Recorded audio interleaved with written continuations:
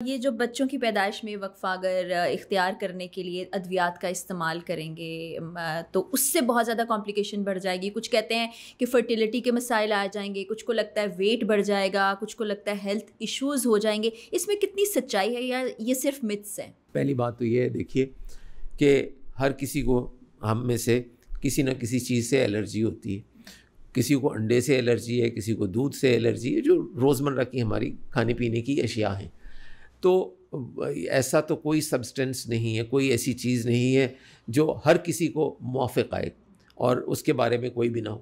لیکن جو ہم ایک بولتے ہیں آئیڈیل کانٹرسیپٹیو, ایسا معنی حمل طریقہ جو کہ بالکل آئیڈیل ہو, ہر کسی کے لیے موزوں ہو, ایسا مختلف دعوے کیے جا سکتے ہیں لیکن ایسا نہیں ہوگا.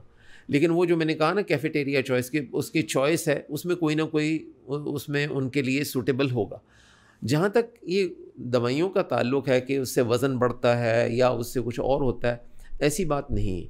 اگر آپ یہ دیکھیے کہ جب حمل ہوتا ہے تو اس کی جو پیچیدگیاں ہیں وہ کہیں زیادہ ہیں کسی بھی معنی حمل طریقے سے. صحیح. کسی کسی بھی پریگننسی میں آپ اگر یہ دیکھیں ہمارے ہاں خاص طور پہ کہ پریگننسی کی کمپلیکیشن کی وجہ سے شرح اموات ماؤں کی بہت زیادہ ہے. کانٹرسیپٹیو سے یا معنی حمل اشیاء سے ایسی اموات نہیں ہوتی. ایک سیدھی سی بات ہے. دوسری چیز یہ ہے کہ گولیاں ہیں, جیسے معنی حمل گولیاں ہیں, وہ اگر استعمال کی جائیں اور ان کے بارے میں خاص طور پہ یہ تعصب پایا جاتا ہے کہ جی اس سے وزن بڑھتا ہے. ایکچولی ایسا نہیں ہے. جو وزن بڑھتا ہے شروع میں جب بھی استعمال کیا جاتا ہے تو اس سے تھوڑی سی باڈی میں واٹر ریٹینشن ہوتی ہے, ٹھیک ہے, ذرا تھوڑی وہ, لیکن وہ جو ہے وہ 2-3 مہینے میں اور 2-3 پاؤنڈ تک ہوتا ہے وہ وزن جتنا فرق پڑتا ہے. لیکن وہ مسلسل استعمال سے 2-3 مہینے میں وہ جو ہے جسم جو ہے وہ اس کو اپنا لیتا ہے اس دوائی کو, اور اس کے مطابق وہ جو زائد پانی جو جسم میں جمع ہو جاتا ہے قسم کا, تو جسم اس سے چھٹکارا حاصل کر لیتا ہے, تو وہ ختم ہو جاتا ہے. تو وہ وزن والی جو بات ہے وہ اس وجہ سے نہیں ہوتی.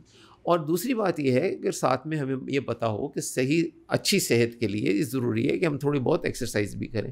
خواتین ہمارے ہاں گھروں میں کام کاج کرتی ہیں اور وہ اس سے تھکاوٹ بھی ہوتی ہے, سارا کچھ ہوتا ہے, لیکن اگر کوئی چہل قدمی کر لیں. آج کل میں تو اپنے جو میرے پاس خواتین آتی ہیں ان کو میں کہتا ہوں جی اور کچھ نہیں تو اپنا کمرہ جتنا بھی چھوٹا ہے اس کے اندر ہی 20 منٹ کے لیے آپ گھڑی دیکھ کے تو واک کر لیا کریں, وہ آپ کے لیے فائدہ مند ہوگی.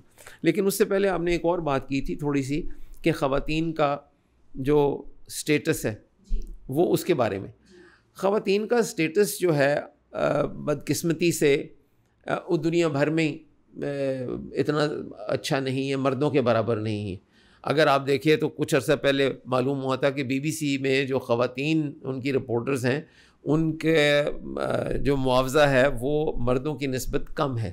یہ آج کل کی بات ہے, آج کل کے زمانے میں برطانیہ میں جن کو کہ ہم ترقی یافتہ اقوام میں اوپر کا درجہ دیتے ہیں, یہ وہاں کی حالت ہے.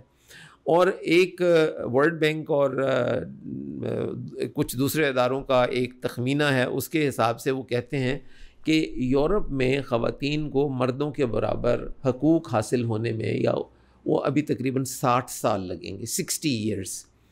اور سب سے زیادہ انفارچونیٹلی وہ جو وقت لگے گا وہ ہے ادھر ساؤتھ ایشیا میں.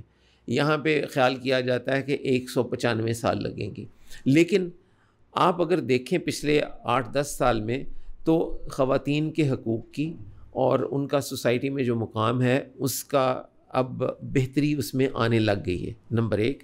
نمبر 2, ہم مذہب کا بہت پرچار کرتے ہیں, بہت بات کرتے ہیں, تو لیکن اس میں اگر دیکھا جائے تو اسلام میں تو خاص طور پہ خواتین کے حقوق کا بہت بے شک ذکر ہے اور اس کو بڑی اہمیت دی گئی ہے.